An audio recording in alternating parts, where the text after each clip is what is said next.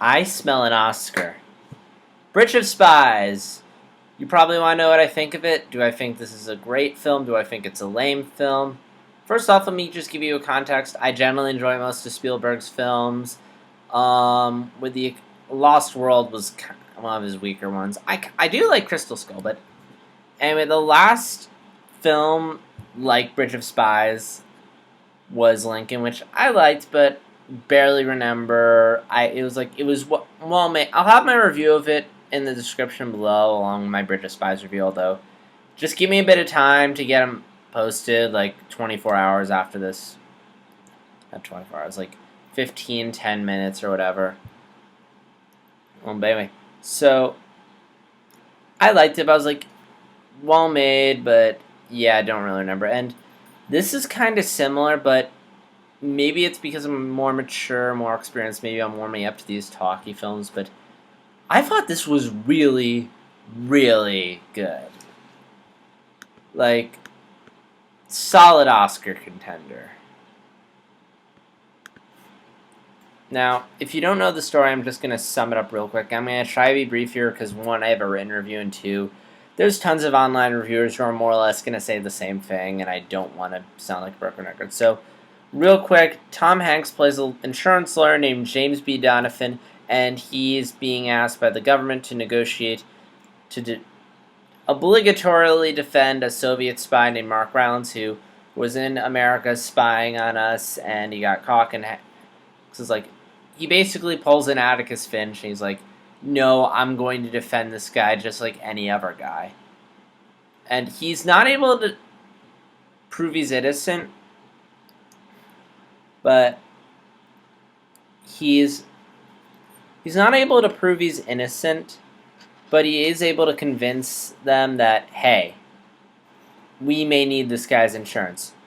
The Soviets may capture one of our guys, and they may be in a similar boat as us, and we need to have him ready to negotiate the release of one of our guys. And sure enough, that happens, and now Hanks has to negotiate the release of our prisoner, and it's a film that there's a lot of sitting down and talking, which turned me off at first, but now I'm older, I'm like, it's really good and really intense. I mean, the film does a really good job of sort of creating the mood, like bringing you into this Cold War environment, this paranoia of just how afraid everyone is, and not only that, but just establishing just the stakes, like why it's so important we need to retrieve this guy, why it's so important we need to retrieve this guy. So when you go into these scenes, you just feel like this is intense.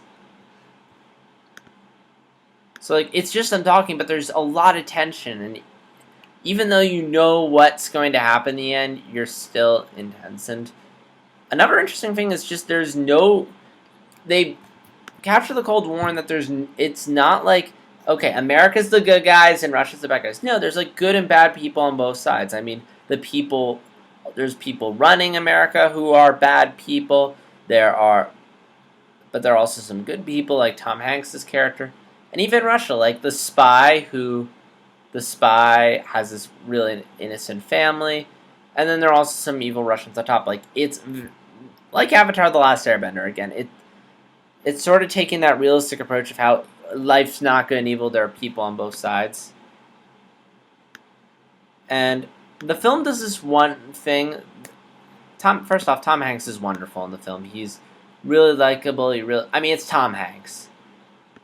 But there's one performance that stands out to me a lot, and I really hope this guy gets more. Like, I've never heard this guy before, and I feel like he should get an Oscar nomination, because I was watching this film and I was trying to think, okay, if I were an Academy person, what would be like that popping thing that gets an Oscar? And I mean, along with direction and Best Picture, Mark Rylance needs to get a Best Actor nomination. He was so good. I mean, Tom Hanks is an actor where he's really good, but I mean, he's won the Oscar a couple times, and honestly, I think Tom Hanks just has to say lines, and he'll be amazing. This Rylance guy just came out of nowhere.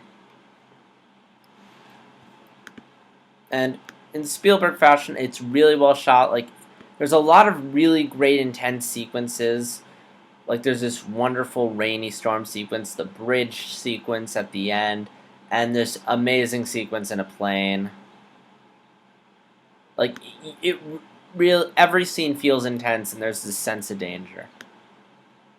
There's only one flaw in this film, and that's the length. It's 2.5 hours, and you feel it. Like, I got up and went to the bathroom twice during the film, and it was probably because I was in a small theater, and I could to a point where I could hear it from the bathroom. Like, it was like it's like one of those theaters where they just show one movie, and it was long, and I normally don't complain, but I'll complain if I feel the length and I feel like they could have been shortened.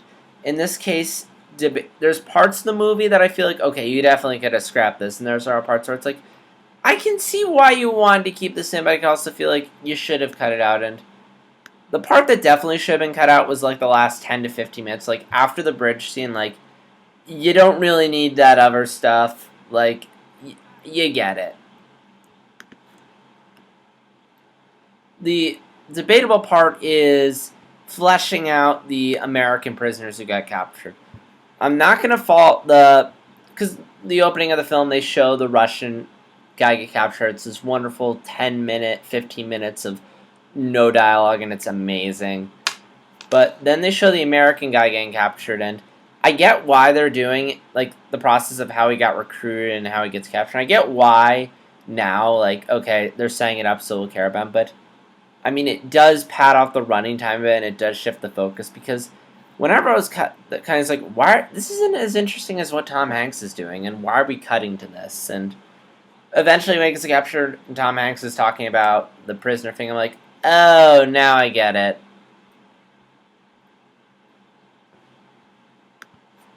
But I mean, it's debatable. I mean, do you cut that out and have a tighter story but underdeveloped characters, or do you keep that in, have fleshed out characters but a bigger thing? I don't know. There's also another guy that gets captured, and Hanks has to insist on getting 2-for-1, and I don't know. I feel like it works fine, but I mean, I get that's actual history, but I feel like from a film standpoint, it sort of disrupts the pacing. I mean, there's always this challenge when you're doing history. It's like, you have to represent everything properly, but you also have to twist it and, like, mold it and make it into a way where it's an engaging story. Steve Jobs did that well, which... did I review that film? No, I'll talk about that at some point if I need to. But yeah, I mean, really good film. I mean, I'd only recommend it for if you're doing your Oscar homework like I am. Like, if you're one of those people that likes to be very selective and conservative, like, you have because movies are expensive now. Like, I saw this at a small independent theater for like $6, but we have a student discount. But I mean, yeah, if you're seeing this at your AMC for like $10, I'm like, yeah, you might as well be saving your money for Spectre, Hunger Games, Good Dinosaur, so many movies. So if you're being conservative, this isn't like you need to rush out or see it on the big screen. But if you have nothing else to do, if you just want to see a really good movie, I'd recommend this. But again, keep in mind, it is a talkie film, so if you aren't a fan of films where characters are just sitting down talking, this isn't going to be your thing. Like, if you didn't it's like Lincoln. So if you enjoyed Lincoln, if you enjoyed that kind of style, you're going to enjoy this film. If you weren't a fan of Lincoln, you're not going to like this film, although, again, but also keep in mind that I wasn't a fan of Lincoln, but I've acquired a taste of this sort of film over time, so it might be an acquired taste thing. But again, highly recommend it, but not as a rush hour and feeder thing. Like, if you're trying to conserve money, this is a film you could wait for years. Like, it's not like The Martian or something where, okay, you need to see this on the big screen. Like, you can wait. So, that's all I have to say for my review. Please leave your thoughts in the comments below. Dislike this video, and subscribe. And I'm going to have my written reviews for Bridge of Spies and Lincoln down there in the description below in a bit. And yeah, that's all I have to say. So until next time, this is JStar60. and I'll see you guys in the next video. Until then, take care.